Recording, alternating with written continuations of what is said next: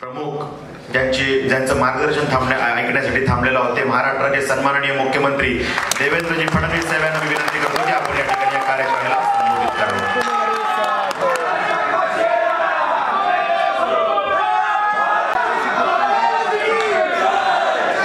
हिंदवी स्वराज्याचे सरसंस्थापक छत्रपती शिवाजी महाराज यांना मानाचा मुजरा। मंचावर उपस्थित भारतीय जनता पक्षाचे महाराष्ट्राचे अध्यक्ष आदरणीय रावसाहेब पाटील दानवे, आपले संघटन मंत्री विजयराव पुराणिक, युवा मोर्चाचे अध्यक्ष आमदार योगेश टिळेकर, आमदार संतोष पाटील दानवे, आमदार आकाश पुणकर, आमदार नारायण कुचे, संजय कोडगे, प्रवीण दटके, आलोक डासंग, विक्रांत पाटील, अमोल जाधव, मुंबईचे अध्यक्ष मोहित कंबोज, उपमहापौर विजय अवताडे, सचिन झवेरी, भाऊराव देशमुख, मंचावर उपस्थित युवा मोर्चाचे सर्व पदाधिकारी आणि या ठिकाणी उपस्थित सर्व भारतीय जनता युवा मोर्चाच्या विजय लक्ष्य 2019 या आपल्या अभियानाच्या निमित्ताने आपण जी कार्यशाळा ठेवली ती कार्यशाळा संपन्न करण्याकरता आलेल्या सर्व कार्यकर्ता भगिनी आणि बंधूंनो, आज दिवसभराची कार्यशाळा युवा मोर्चाने या ठिकाणी घेतली आणि विविध विषयांवरचं विवेचन आपल्याला अत्यंत महत्त्वाचा कानमंत्र दिला। येणारी निवडणूक ही संघटनेच्या जोरावर, संघटनेच्या ताकदीवर आणि संघटन कौशल्याच्या माध्यमातून आपल्याला जिंकायची आहे आणि यामध्ये युवा मोर्चाची भूमिका करणार आहे। आणि म्हणून जो पक्ष, ज्या पक्षाची युवा आघाडी या युवा मतदारापर्यंत पोहोचेल त्याला आपले ध्येय धोरण सांगू शकेल, आपण केलेलं कार्य सांगू शकेल आणि त्याला वोटर बूथ पर्यंत नेऊ शकेल, तोच पक्ष खऱ्या गेल्या 4-4.5 वर्षाच्या माननीय मोदीजींच्या नेतृत्वात चाललेल्या सरकारमध्ये ज्या प्रकारचं प्रचंड कार्य झालंय, आपण ताठ मानेनं आपल्या मतदारापुढे जाऊ शकतो आणि त्याला भारताच्या विकासाची गाथा ही त्याच्यापर्यंत पोहोचवू शकतो आणि या नवमतदारासहित आमच्या सैनिकांना मारलं जात होतं अशा उंचीवरून हल्ला झाला तर तो हल्ला परतवण्याकरता आमचा जो विमान आहे आणि म्हणून राफेल सारखं विमान घेण्याचा आपण निर्णय केला। या राफेलच्या संदर्भात सगळ्या प्रकारची टेंडरिंग प्रोसेस ही त्या काळामध्ये युपीएच्या सरकारनं केली आणि 2013 मध्ये ज्यावेळी राफेल खरेदी करण्याकरता सर्व प्रोसेस पूर्ण झाली त्यावेळी अचानकपणे त्या फाईलवर लिहिलं गेलं की खरेदी तर राफेलच करायची आहे, हेच उत्तम आहे, परंतु झालेली प्रोसेस पुन्हा एकदा पाहिली पाहिजे। काही लोक हवेत उडतात, काही लोकांना असं वाटतं की जगच आपण जिंकलाय, पण खरं तर या राज्यांच्या निवडणुकांचं विश्लेषण आपण जर केलं, मला जर तुम्ही विचाराल त्या अधिक लोक निवडून येतील यापेक्षा याबद्दल किती शंका सुटली। मध्य प्रदेश सारख्या राज्यामध्ये 15 वर्ष सरकार चालवल्यानंतर मी मध्य प्रदेशच्या मुख्यमंत्र्यांचं अभिनंदन करतो। 15 वर्ष सरकार चालवल्यानंतर देखील मध्य प्रदेशमध्ये आपली अर्थमॅटिक हार झाली असेल, आपली हार दाखवत असेल, पण खऱ्या अर्थानं 15 वर्षाचं सरकार चालवल्यानंतर देखील काँग्रेस पक्षापेक्षा जास्त मतं आपल्या 15-20 जागा इतक्या कमी मतानं त्या ठिकाणी पडल्या आणि त्यामुळे आपलं सरकार येऊ शकलं नाही।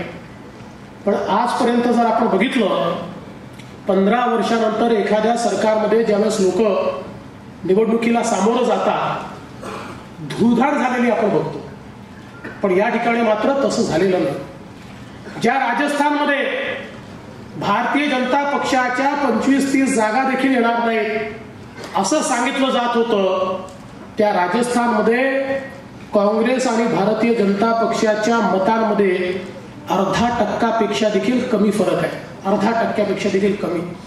आणि कुठलं राजस्थान आहे ज्या राजस्थानने गेल्या 25 वर्षामध्ये, आपण जर निवडणुकीचा इतिहास बघितला तर राजस्थानमध्ये दर 5 वर्षानं सरकार बदलतं आणि बदलत असताना जे येतं सरकार त्याला भरभरून मिळतं आणि जे जातं त्याची धुळधाड होते. परंतु काँग्रेस पक्षाला 100 जागा देखील मिळवता आल्या नाहीत. 99वर त्यांची गाडी अडकली आणि ज्या भारतीय जनता पक्षाला 50 जागा 25 जागा लोक देत होते, 73 जागांपर्यंत आपण लोकांनी सर्वे केले. मी अनेकांची चर्चा केली. त्यातला प्रत्येक जण मला सांगत होता की एक मोठी आश्चर्याची गोष्ट आहे की आम्ही सर्वे करतोय, काही लोक म्हणतात आम्ही भाजपला देऊ, काही लोक म्हणतात काँग्रेसला देऊ. पण जेव्हा लोकसभेचा आम्ही विचारतो त्यावेळेस जे म्हणतात आम्ही काँग्रेसला देऊ तेही म्हणतात की लोकसभेत मात्र आम्ही मोदींना मतदान करणार आहोत. म्हणून हे जे अंगाला पिसं लावून आता उडण्याचा प्रयत्न करतायत यांना कुठेही लोकसभेमध्ये 100 जागा देखील मिळणार नाहीत. काम करताय हे तुम्ही मी नाही, देशाच्या सर्वोच्च न्यायालयाने राफेलच्या केसमध्ये त्या ठिकाणी सांगितलं. आणि त्यासोबत दलाली करता ज्यांनी आपला जन्म घालवला त्या काँग्रेस पक्षाने कशा प्रकारे देशाचं नुकसान या ठिकाणी केलं हे देखील आज या राफेलच्या माध्यमातून आपल्याकडे स्पष्ट आलं. खरं म्हणजे त्याच्यावर बऱ्याच गोष्टी आपल्याला या ठिकाणी सांगितलेल्या आहेत, पण मला असं वाटतं की आपल्याला तरी जनतेत जाऊन सांगितलं पाहिजे. हे जे खोटारडे बोलतात या राफेलमध्ये, खरं म्हणजे आपण जर बघितलं तर देशामध्ये ज्यावेळी कारगिलचं युद्ध झालं आणि या युद्धानंतर आपल्या लक्षात आलं की भारतावर एकाच वेळी चीन आणि पाकिस्तान दोघांनी आक्रमण केलं, तर त्या आक्रमणाचा सामना करण्याकरता आमचा जो विमानच होता ही माननीय मोदी साहेबांवर पूर्ण विश्वास दाखवून आपल्याला पुन्हा भारताची जबाबदारी भारतीय जनता पार्टी आणि एनडीएच्या खांद्यावर टाकेल याबद्दल माझ्या मनात कुठली शंका नाही. पण हे सगळं करत असताना एक मोठी लढाई आपल्याला लढायची. वातावरण चांगलं आहे, मोदीजींनी चांगलं काम केलंय, अतिशय प्रामाणिकपणे देशाकरता आपल्या जीवनाचा क्षण रक्ताचा कण त्यांनी झिजवलाय. हे सगळं जरी खरं असलं तरी देखील या सर्व श्रमाला मतामध्ये रूपांतरित करण्याचं उपकरण ही भारतीय जनता पक्षाची संघटना जणू काही मोठा भ्रष्टाचार प्रामाणिकपणे या सरकारनं काम केलं. मात्र गेले 6 महिने राहुल गांधी 10-12 वर्ष रोज आमचा एअरफोर्स सांगतोय की आम्हाला विमानं मिळाली नाही तर भारताचं भवितव्य योग्य नाही, भारत सुरक्षित नाही. पण पुन्हा एकदा त्या फाईलवर लिहिलं जातं. का लिहिलं जातं? त्या फाईलवर याकरता लिहिलं जातं की राफेलची देशाच्या खरेदी करता तर सौदा झाला होता, पण काँग्रेस पक्षाकरता सौदा होऊ शकला नव्हता आणि म्हणून त्या ठिकाणी खऱ्या अर्थानं राफेलची खरेदी थांबवण्यात आली. काँग्रेस पक्षाला हाशके आणि ख्रिश्चन मिशेल यांच्याकडे छापे पडल्यानंतर जे डॉक्युमेंट मिळाले, आपण नाही मिळवलेले डॉक्युमेंट, आपल्याने तयार नाही केलेले, आपल्या एजन्सीजने आणलेले डॉक्युमेंट नाही आहे. हे सगळे डॉक्युमेंट त्या ठिकाणी इटालियन एजन्सीजनी स्विस एजन्सीजच्या मदतीनं टाकलेल्या छाप्यांमध्ये मिळालेले डॉक्युमेंट आहे. या डॉक्युमेंट मध्ये हे स्पष्ट झालं की याच्यामध्ये मोठ्या प्रमाणात दलाली दिली गेली. आणि परवा त्यांच्या तुलनेत आमचं स्क्वॉड्रन दरवर्षी कमी होत आहे. आम्ही हा मुकाबला करू शकत नाही, आम्हाला तात्काळ विमानं पाहिजे. मोदीजींनी सांगितलं ठीक आहे, मोदीजींनी सांगितलं आम्ही विमानं खरेदी करू, पण याच्यामध्ये कोणी मध्यस्थ असणार नाही, कोणी मिडलमन असणार नाही. आणि म्हणून मोदीजींनी फ्रान्स मध्ये जाऊन सरकार टू सरकार, गव्हर्नमेंट टू गव्हर्नमेंट खरेदीचा निर्णय केला. आणि या निर्णयामध्ये एक जॉईंट स्टेटमेंट निघालं. या जॉईंट स्टेटमेंट मध्ये काय सांगितलं होतं? 2 महत्वाच्या गोष्टी होत्या. पहिली गोष्ट अशी होती, जॉईंट स्टेटमेंट मध्ये खरेदीत कोणी मध्यस्थ असणार नाही, 2 सरकार, ती सरकार विकेल आणि हे सरकार विकत घेईल. आणि दुसरी गोष्ट होती, युपीएच्या काळात जो सौदा झाला होता त्यापेक्षा कमी किमतीमध्ये मध्यस्थ काँग्रेस पक्षाला त्या डील मध्ये आणता काँग्रेस पक्षानं त्या ठिकाणी राफेल खरेदीची ही सगळी प्रक्रिया पूर्ण करून देखील 2013 साली प्रक्रिया थांबवली. मोदीजींचं सरकार आल्यानंतर मोदीजींनी सांगितलं पुन्हा ज्यावेळेस देशाचे आपले वायुसेनेचे प्रमुख त्यांच्याकडे गेले. 2009 साली ख्रिश्चन मिशेल हा पत्र लिहितो. रिलायन्स एकटी कंपनी नाही आहे, जवळजवळ 100 पेक्षा जास्त कंपन्यांना काम मिळालंय आणि हे देखील भारत सरकारने दिलेलं नाही आहे.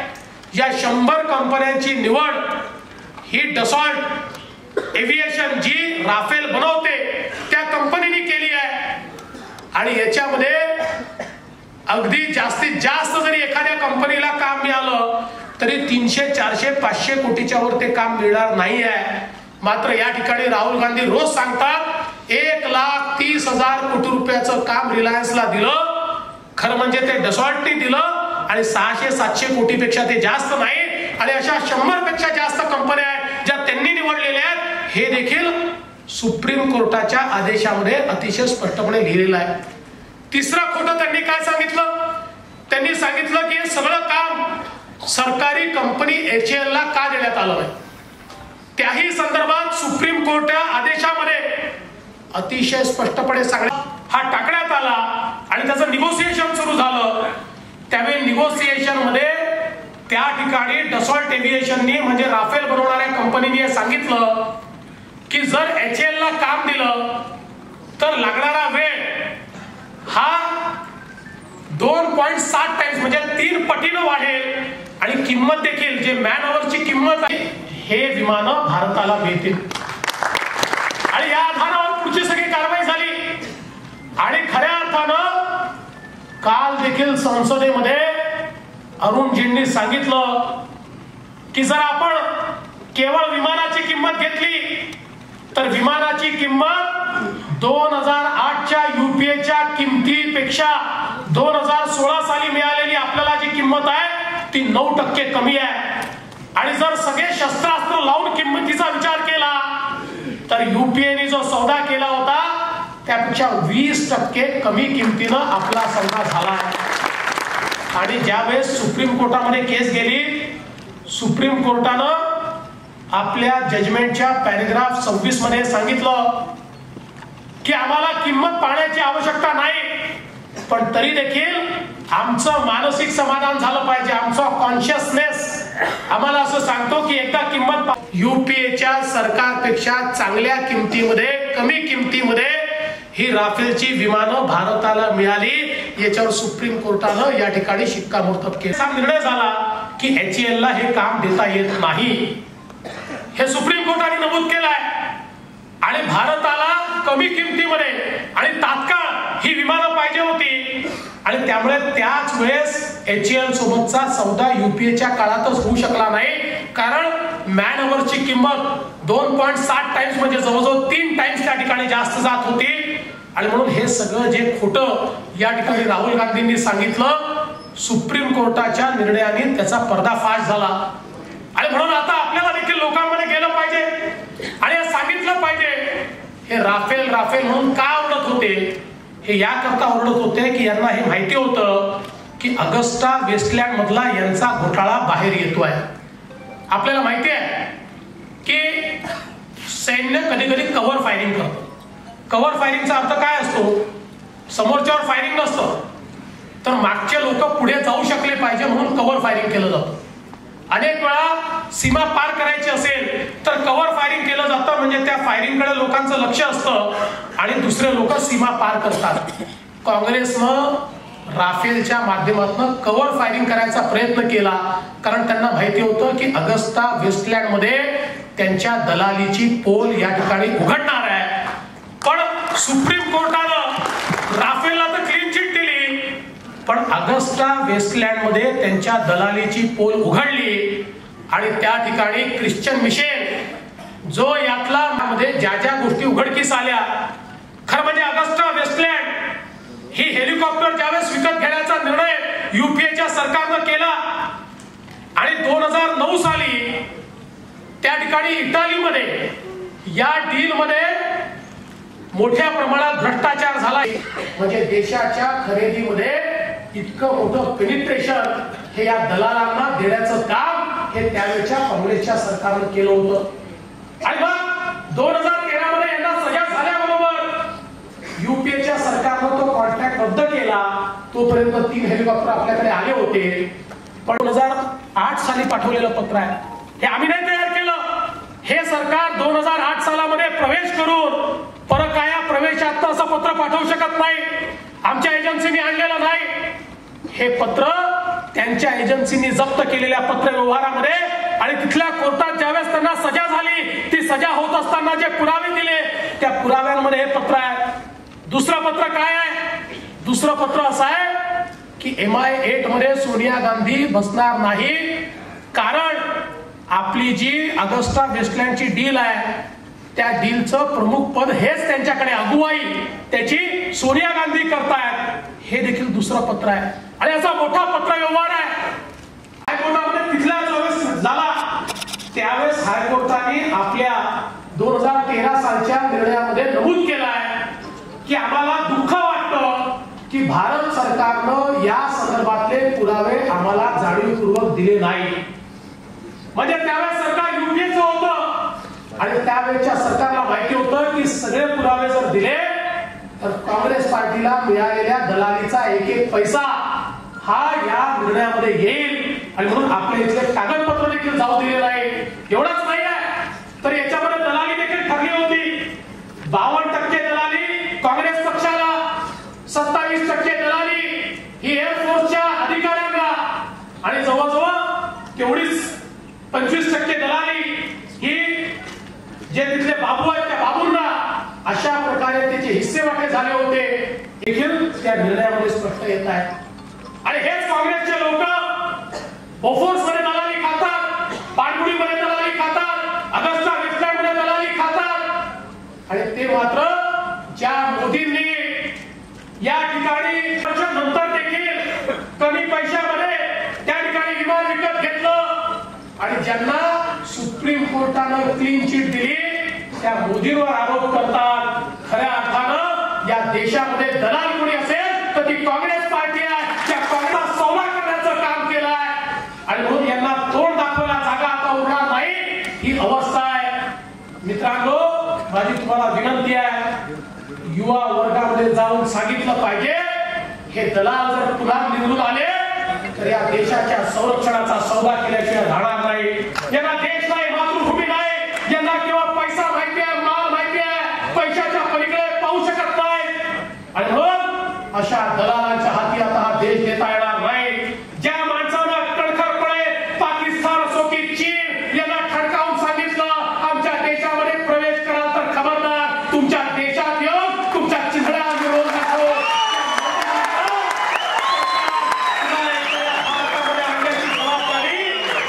आपल्यावर आली आहे.